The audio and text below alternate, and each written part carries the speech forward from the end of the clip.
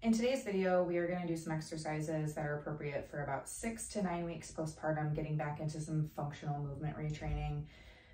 Just a reminder that if you're still having some postpartum bleeding or you have any pain with any of these exercises or some of the previous exercises from other weeks aren't feeling quite optimal yet, continue to go at your own pace. But if you're ready for the next step, we'll step into it.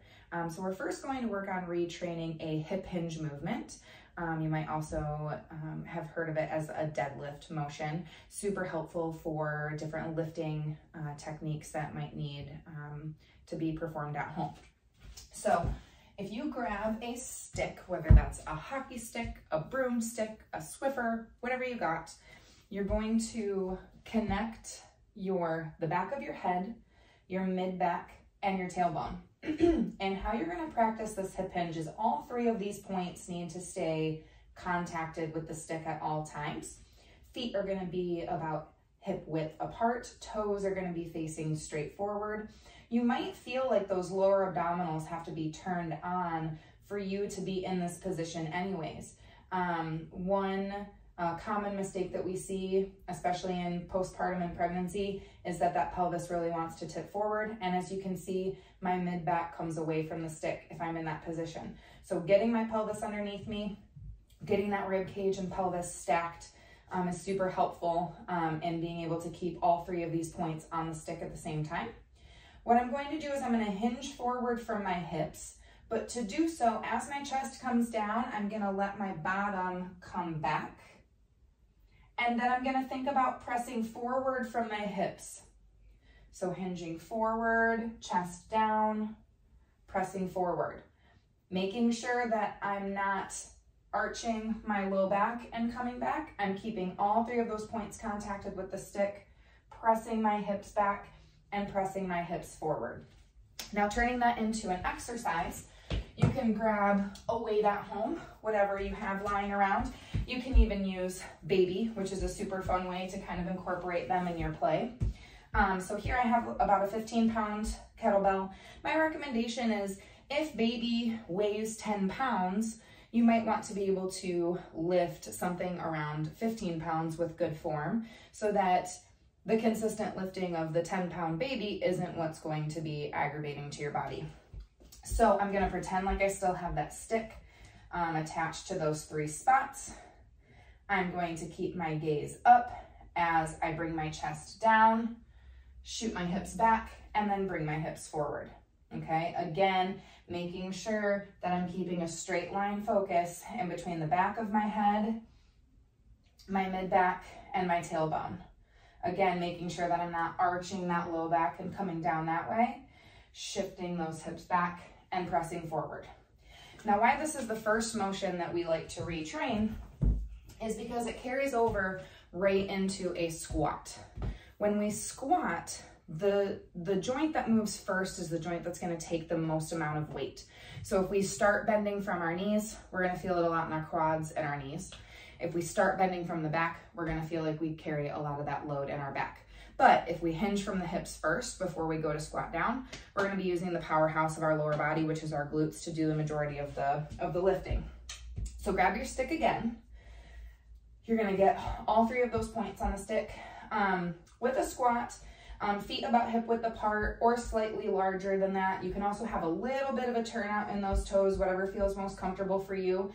All hips are not created equal, so different ranges of motion are normal. So what might feel comfortable for one person might not necessarily feel comfortable for another person. So play around with that a little bit. You're going to hinge from the hips first. Then you're going to sit those hips down and back like you're going to tap a chair and come back up. Hinge first, tap back, come back up. Making sure that our imaginary chair behind us, that you're getting your hips over that chair before you come down and tap it versus coming down and then back to tap it. So hinging first, coming down, working to tap. Play with the depth as much as you would like. Going down a little bit further is going to be a little bit more difficult. Again, grab your weight, even if that's just a gallon of milk. You're going to do a little bit of hinge from the hips first, then sit that bottom down and back and come back up. You can also play with placement of the weight. Holding a weight up by your chest might feel a little bit easier versus down in between your legs. And really working to keep those knees in line with your feet, if not a little bit further out. We just want to avoid those knees coming towards each other. Use those hip muscles, okay? So we've talked about hip hinging, we've talked about squatting. The next thing that we are going to do is focusing on some more core loading exercises that are appropriate in this space. So we're gonna come down to hands and knees.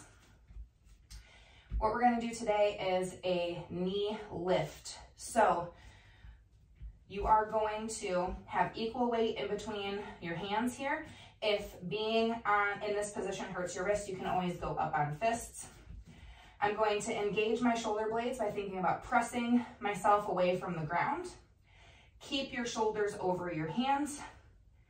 Keep a good neutral position of that low back, no significant arching, but also you don't want to feel like you're completely arched this way either. Find that neutral position, press yourself away from the floor, and then lift those knees up. Play with holds anywhere from 10 seconds, 15, 20, up to 30 seconds or more. If you find, 10 seconds to be challenging, work on being able to get 3 to 5 repetitions of that before you move to a 15-second hold, and then decrease the repetitions until you build a little bit more strength. The next thing that we're gonna work on is a progression into bird dog, which you might have heard of before. So again, hands and knees, get those shoulders directly over those hands. Again, you can go up on fists if you need to. Knees directly below hips. Find that neutral position. The first thing that we're gonna do is we're just gonna move arms. Focus on being able to stabilize your position, avoiding too much rotation or tail motion. Doing about, 10 to 15 on each side. The next thing we're gonna work on is being able to kick a leg back. Again, making sure that there's not too much rotation, dip in the pelvis. You also wanna avoid too much of a lean. So keep yourself nice and stable as you kick back. You can always slide back with like a furniture slider, or if you have socks on a slippery floor, you can kind of play with that a little bit. And then bringing that into actual bird dog, where you're doing opposite hand, opposite leg.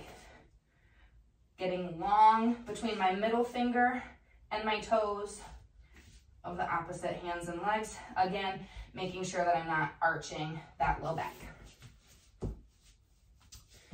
The next thing that we're gonna work on is loading into a full plank. Why this is important is because we're working on pressing from the upper body, keeping good core control and movement of the legs. So again, you're gonna start in that hands and knees position. Get those shoulders over your hands. You're gonna step one leg back, step the other leg back.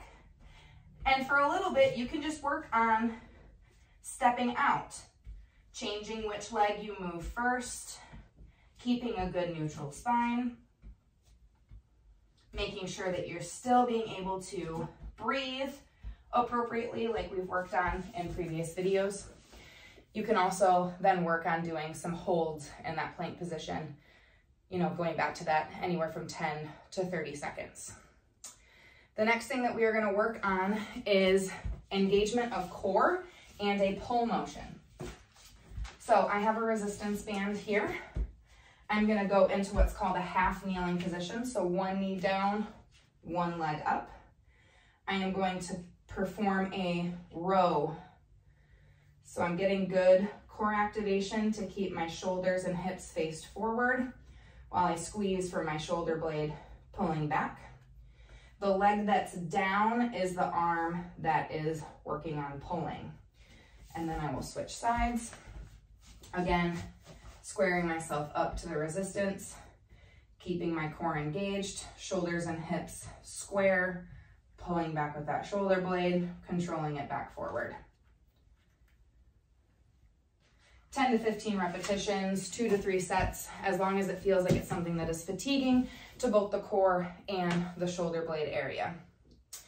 The next set of exercises we're going to work on is a little bit of strength for the lower legs, which is important in returning to do any running. A lot of times weakness in those lower legs can impact our ability to squat or do deadlifts or those sorts of things. So we're going to do both legs at the same time. You can grab a wall for some balance if you need to. Keep knees straight for the first set. You're going to go up on toes, slowly control down, keeping even weight between big toe and pinky toe. Do about 10 to 15 of those. Then we're going to slightly bend the knees. The knees are going to stay bent at this angle as I go up on my toes and slowly back down. Work to keep alignment between hips, knees, and ankles, not letting those knees come towards each other, and keeping even weight again between big toe and pinky toe as I'm pressing up. If you want a little bit more of a challenge, you can always add a step so that you're lowering those heels down off the step, feeling a little bit of stretch in those calf muscles, and then going up onto your toes. You can also work to be able to do it without holding on to a wall, which adds a little bit of a balance component. The last thing that we're gonna work on is some carrying. So grab a couple of weights. It's okay if they are different sizes. We don't commonly carry things that are the same exact weight on either side. So I have a 15-pound kettlebell and a 10-pound dumbbell here. We're gonna work on what's called the farmer carry. So we're carrying on both sides, engaging those shoulder blades by squeezing shoulders kind of up and back a little bit, not completely shrugged, but just naturally kind of up and back, so we're not just hanging with the weight. And you're gonna work on just walking, okay? Keeping core engaged, keeping rib cage stacked above pelvis, trying to avoid any flaring of that rib cage out. Keep that rib cage tucked down and in. You can work on being able to do this for the length of a hallway or do it for a certain set of steps, whatever feels most challenging for you. Then you can make it a single arm activity, which is gonna challenge our core and our opposite sided hip a little bit. So again, kind of engaging the shoulder that is holding the weight, walking and avoiding the weight wanting to hold us this way or us needing to lean too much, keeping yourself nice and stacked. Also remembering to keep that rib cage down and in versus flaring it forward. And then make sure to change sides, work on the same thing. You might notice a side-to-side difference, and that's totally normal, especially with having differences in dominance. So there's some things to get you started on some functional retraining. I hope this is super helpful, and reach out if you have any questions.